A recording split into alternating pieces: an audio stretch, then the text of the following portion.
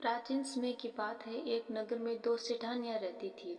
बड़ी सेठानी के घर में बहुत धन था, वह कंजूस थी। छोटी सेठानी के घर में धन कम था, लेकिन वह मन से बहुत दयालु और मददगार थी।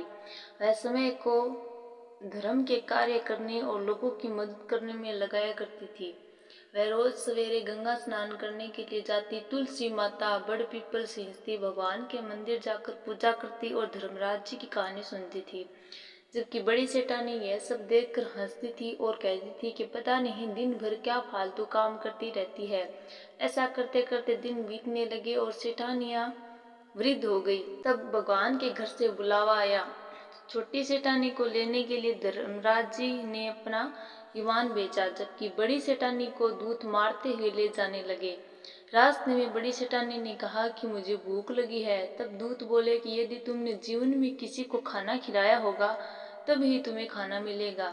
थोड़ी देर बाद उसने फिर से कहा कि मुझे प्यास लगी है। तब दूत बोले कि यदि तुमने जीवन में किसी को पानी पिलाया होगा तभी तुम्हें पानी नसीब होगा।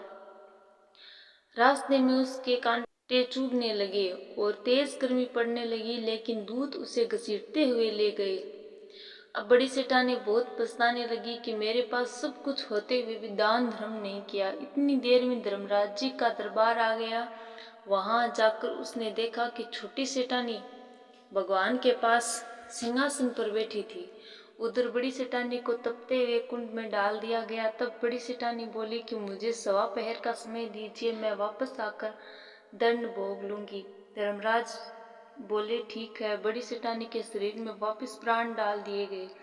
धरती पर आते ही उसने पंडितों को बुलाकर धर्मराज जी की कहानी सुनी और सब तरह के दान धर्म किए। इतने में समय पूरा हो गया। अब की बार बड़ी सेठानी को लेने धर्मराज जी का विमान आया।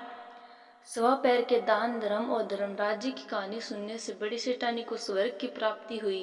धर्मराज जी ने जैसी कृपा सेठानी पर की वैसे सब पर करना। धर्मराज जी की कहानी सुनने वाले, कहने वाले, हुंकार भरने वाले और पूरे परिवार पर कृपा करना।